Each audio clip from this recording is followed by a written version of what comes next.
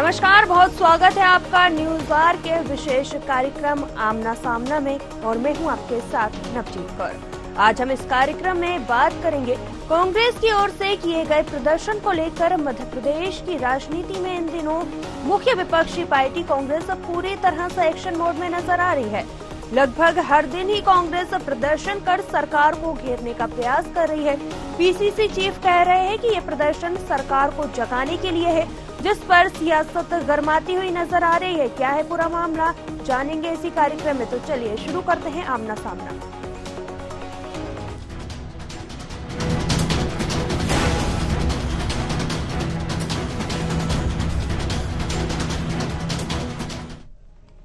मध्य प्रदेश में बढ़ती बेरोजगारी, नर्सिंग कॉलेजों की मान्यता घोटाला सहित युवाओं की समस्याओं को लेकर मध्य प्रदेश युवा कांग्रेस ने जमकर प्रदर्शन किया है। वही प्रदर्शन से पहले कांग्रेस अध्यक्ष जीतू पटवारी ने कहा, मध्य प्रदेश सरकार ने अब अपना घोषणा पत्र दिया था तो उसमें कहा गया था कि वह 2 लाख नौकरियां देंगे, लेकिन मौजूदा नौकरियां भी धीरे धीरे खत्म होती जा रही हैं। मोहन की सरकार मौन है। और वहीं प्रदर्शन के बाद जीतू पटवारी ने कहा कि कार्यकर्ता अपने खून की आखिरी बूंद तक लड़ाई लड़ेगा। आइए आपको सुनवाते हैं कि उन्होंने क्या कहा। जब वचन पत्र दिया था तो कहा था हम 2 लाख नौकरियां देंगे। जो नौकरियां थी वो भी धीरे धीरे समाप्त कर रहे हैं। आखिर वचन पत्र राम और कृष्ण जैसा हमारा वचन पत्र है, उसके लिए एमएसपी की बात हुई थी, जिसमें महिलाओं को 3,000 देने की बात हुई थी। ये भारतीय जनता पार्टी की सरकार, मोहन यादव जी की सरकार मौन हो गई। तो प्रोटेस्ट है सरकार को जगाने का, जो कांग्रेस का दायित्व है विपक्ष की भूमिका निभाने का, हम करते रहे। दलितों पर अत्याचार होगा तो खून के आखिरी कतरे तक कांग्रेस पार्टी लड़ाई लड़ेगी। हमारी बहनों के साथ बलात्कार होंगे तो खून के आखिरी कतरे तक कांग्रेस का कार्यकर्ता लड़ेगा। अब सबसे पहले हम एक नजर डाल लेते हैं कि यूथ कांग्रेस की मुख्य मांगे क्या क्या है, ग्राफिक्स के माध्यम से। यूथ कांग्रेस की मुख्य मांग, युवाओं को 2.5 लाख नौकरी कब मिलेगी। 1.3 करोड़ आवास बहनों को कब मिलेंगे। सरकारी नौकरी की परीक्षा फॉर्म फीस कब माफ होगी। नर्सिंग घोटाले के आरोपियों की गिरफ्तारी कब होगी। देश के अन्नदाता किसानों को एमएसपी कब मिलेगी।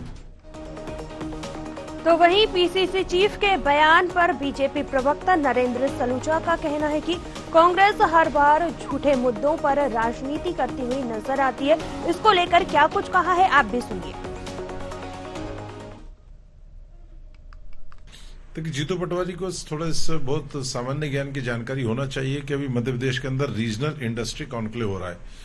यदि बात करें तो अभी उज्जैन, जबलपुर और ग्वालियर की जो रीजनल इंडस्ट्री कॉन्क्लेव संपन्न हुई, उसमें 1,80,000 करोड़ का मध्य प्रदेश में निवेश आया है।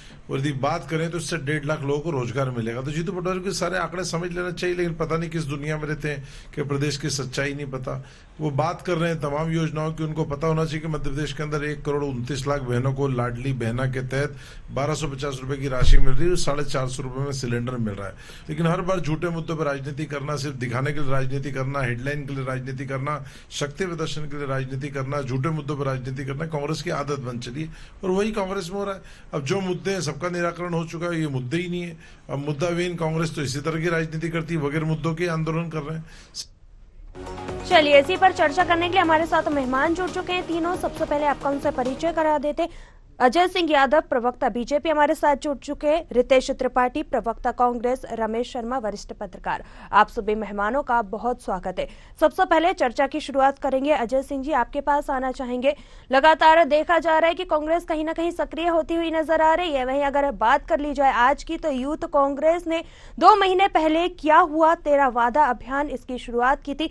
उनका कहना है कि करीब 4.5 लाख पोस्ट कार्ड लिखकर समस्याएं उनके पास आई हैं और इन समस्याओं को लेकर ही वो आज सीएम को ज्ञापन सौंपने जा रहे थे, लेकिन उन्हें रोक दिया गया। आखिर किस बात का डर है, क्या कहेंगे इस पर आप?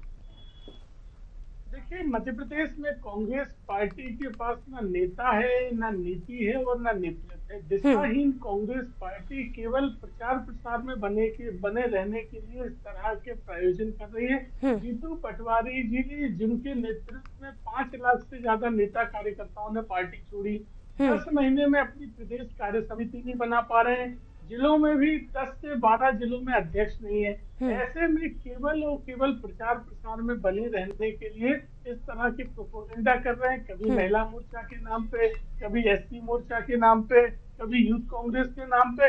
अच्छा, इसमें भी बड़ी गौर करने वाली बात है कि यूथ कांग्रेस की भी प्रदेश कमेटी और जिला कमेटी सब भंग पड़ी हुई है। उसके बाद केवल लोगों को पदों का लालच देकर कि किसी तरह से जो आंदोलन करेगा, जो पैसे खर्च करके किराए के कार्यकर्ता लाएगा, उन्हें पार्टी में मौका दे दिया जाएगा, पद दे दिया जाएगा। इस तरह की पार्टियां कभी जनता का भला नहीं कर सकती हैं। ये पूरी तरह नकारा विपक्ष की भूमिका निभा रहे हैं। प्रदेश चाहता है कि रचनात्मक विपक्ष रचनात्मक सुझाव दे, सहयोग करें।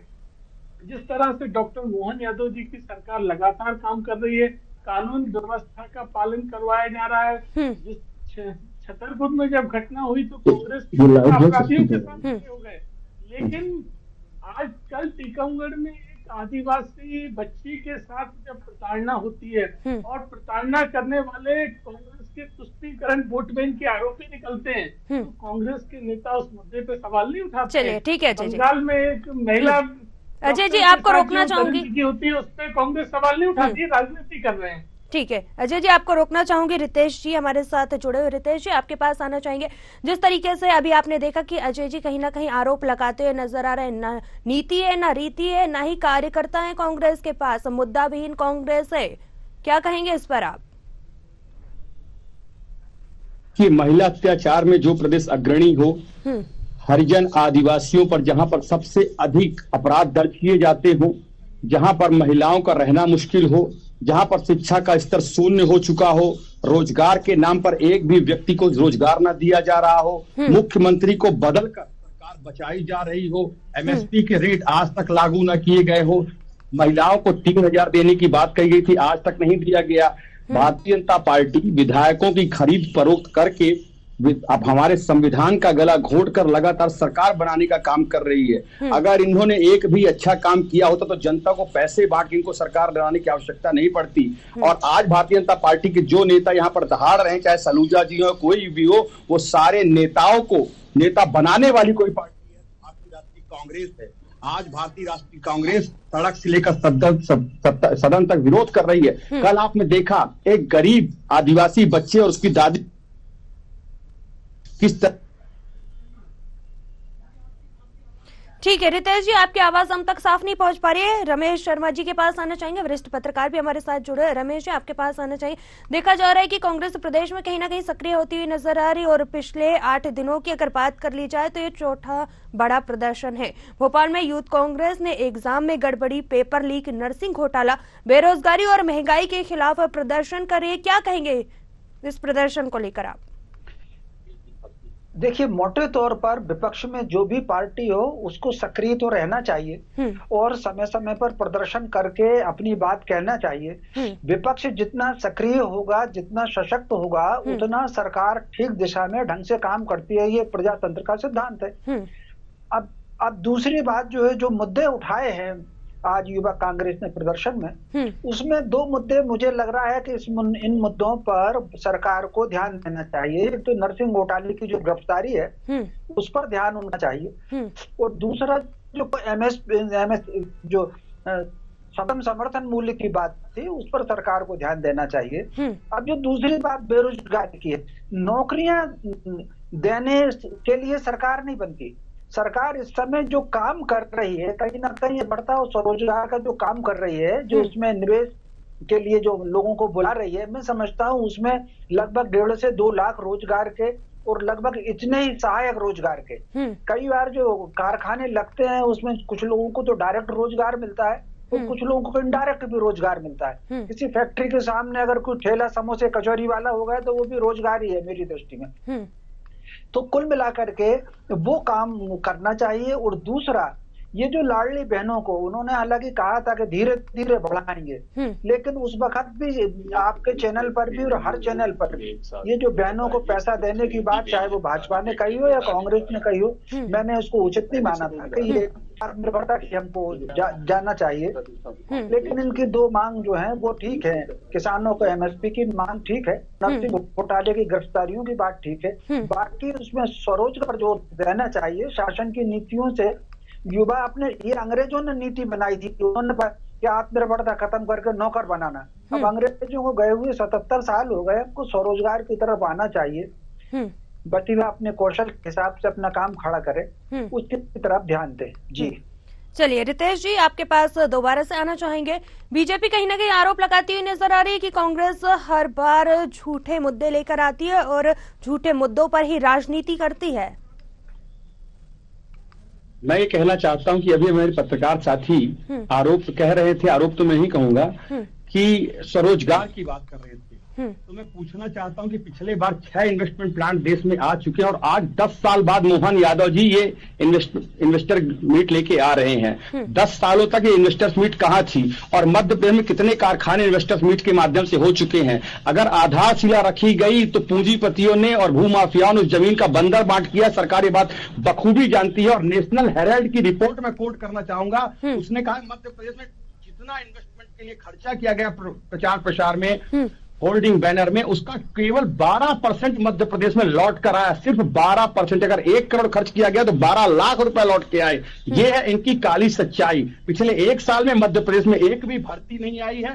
अतिथि शिक्षक गला घोटा जा रहा है, उनको रास्ते को उतरना पड़ रहा है। चाहे नर्सिंग घोटाला हो, चाहे नीट घोटाला हो, मध्य प्रदेश घोटालों का गढ़ बन चुका है, अपराध का गढ़ बन चुका। और ये कहते कांग्रेस आरोप लगा रही है मध्य प्रदेश में रोज किसान आत्महत्या कर रहा है, युवा आत्महत्या कर रहा है। ये किसान को आत्महत्या क्या कांग्रेस करवा रही है? ये सारे भारतीय जनता पार्टी के नेता चैनलों में बैठकर थोथेबाजी करना बहुत आसान काम है, पर मध्य प्रदेश के गांव में उतरकर किसानों की हालत जानना, बच्चों की हालत जानना, शिक्षा और स्वास्थ्य की हालत जानना।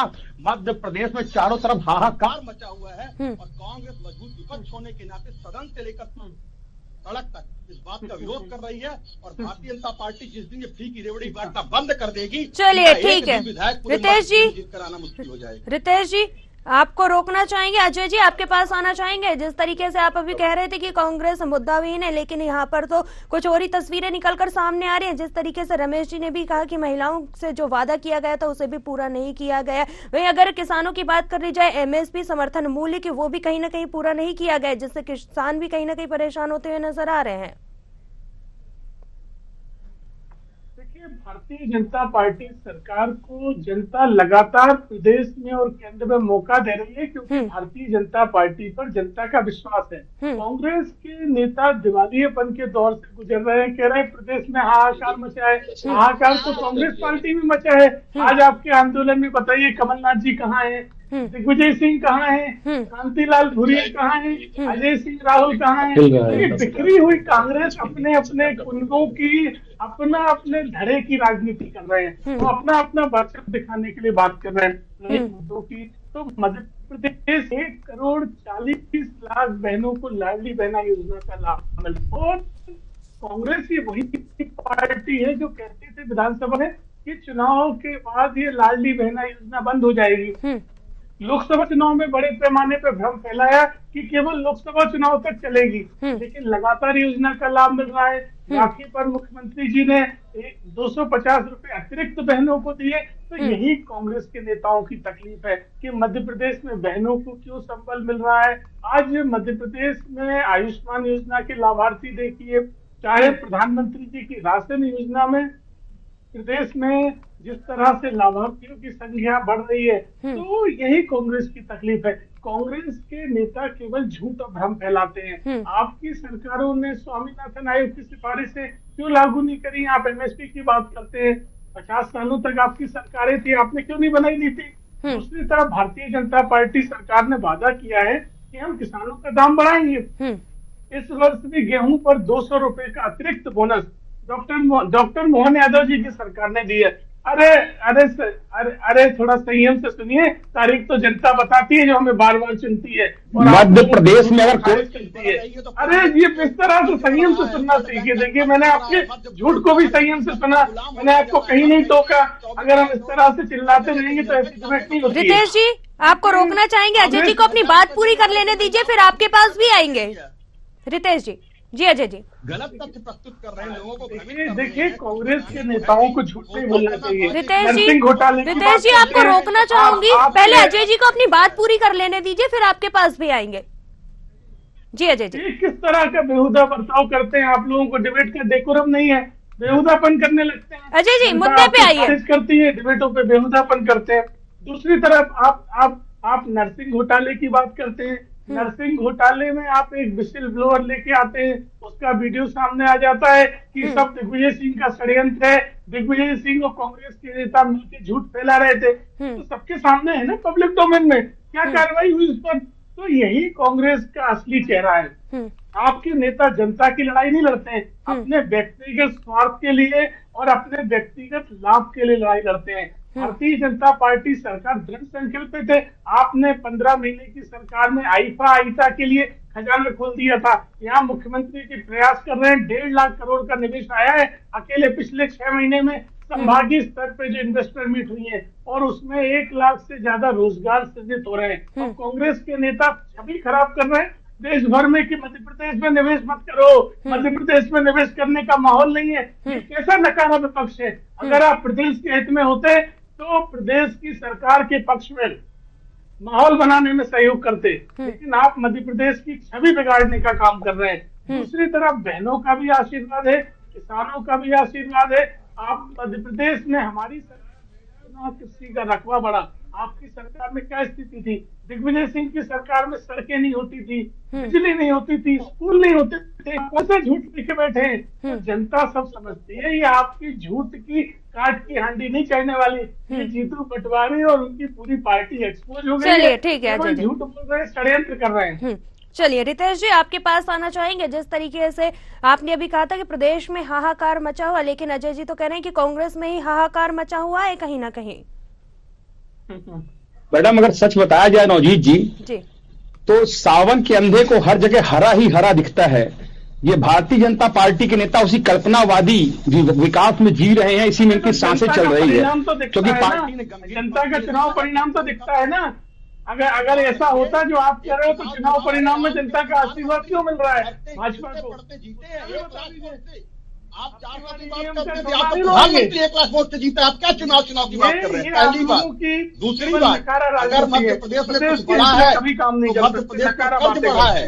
अगर मध्य प्रदेश में कुछ बड़ा है तो अपराध का ग्राफ बढ़ा है। अगर मध्य प्रदेश में कुछ बड़ा है तो बेरोजगारी बढ़ी है। अगर मध्य प्रदेश में कुछ बड़ा है तो किसानों की आत्महत्या बढ़ी है, महिलाओं पर अपराध बढ़े हैं, आदमी की आय कम हुई है। मध्य प्रदेश को आपने 20 सालों में चलता फिरता शमशान घाट बना डाला है। आज मध्य प्रदेश में पैदा होने वाला बच्चा बीएड डीएड करने के बाद, बी करने के बाद 2-2 हजार नौकरी के लिए घूमता है। आज पूरे मध्य प्रदेश को आपने घोटालों का घर बना डाला है। आप सुनिए, सुनने का साहस रखिए। मैंने आपकी बात सुनी है, सुनना पड़ेगा आपको।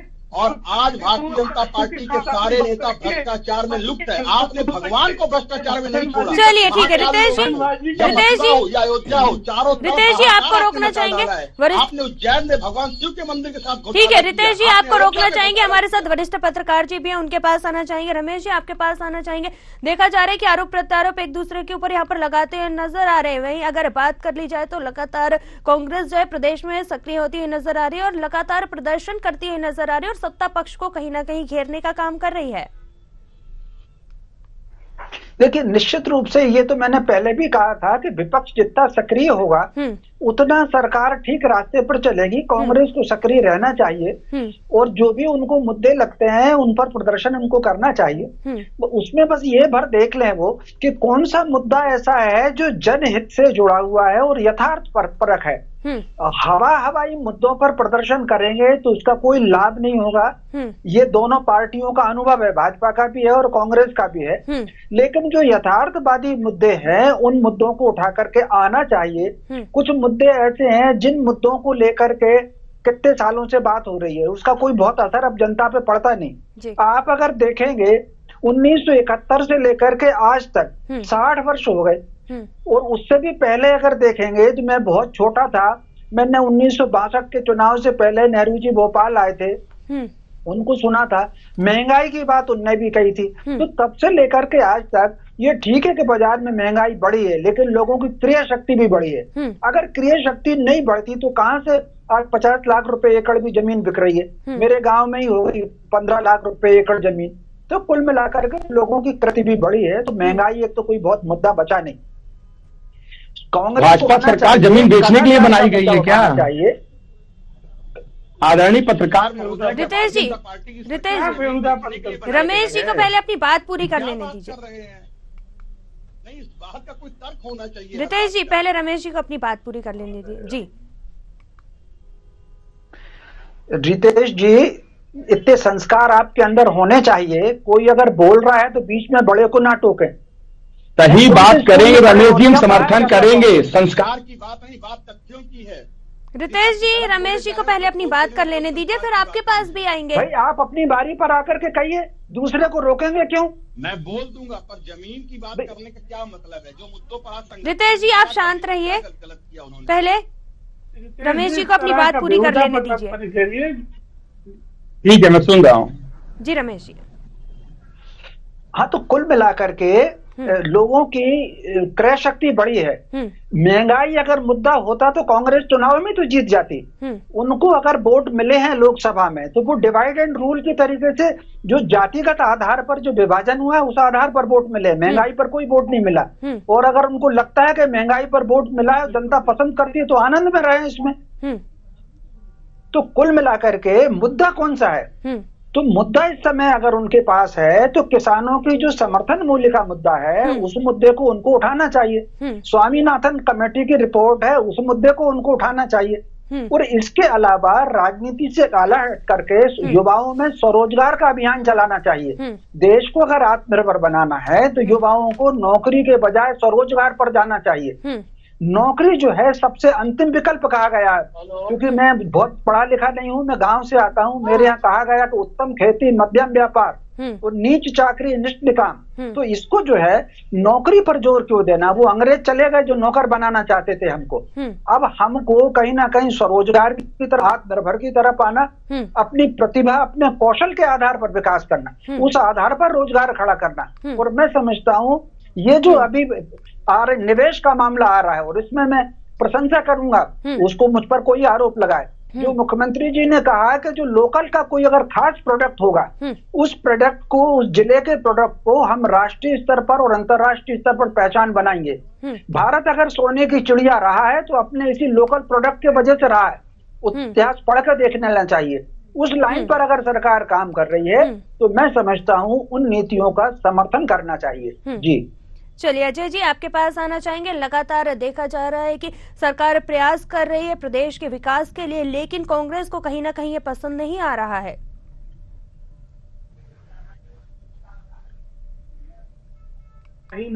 बिंदु विहीन मुद्दों पर आंदोलन करते हैं, ये जनता को एक सकारात्मक विपक्ष की भूमिका से महरूम कर रहे हैं। मध्य प्रदेश में केवल और केवल नकारा और चुन चुनकर विषयों पर राजनीति करते हैं। मैं तो कांग्रेस के प्रवक्ता से उम्मीद करता हूं, आप महिला अत्याचारों की बात करते हैं, लेकिन टीकमगढ़ में एक आदिवासी बच्ची के साथ अगर आरोपी एक आपके तुष्टीकरण के वोट बैंक के आरोपी हैं तो उन पर आप सवाल उठाने से बचते हैं। तो ये कैसा महिला अत्याचारों के खिलाफ आपका आंदोलन है? दूसरी तरफ छतरपुर में आप अपराधियों के पक्ष में खड़े हो जाते हैं जो प्रदेश के पुलिस बल के ऊपर हमला करते हैं, उनके ऊपर जानलेवा हमला करते हैं। तो ये दोहरा चरित्र नहीं हो सकता है। तो मध्य प्रदेश में दिग्विजय सिंह तो सबसे बड़े माफिया रहे, उमंग सिंगार स्वयं कहते थे। तो इस तरह की राजनीति नहीं चलेगी। जनता की अपेक्षाएं भारतीय जनता पार्टी पे है।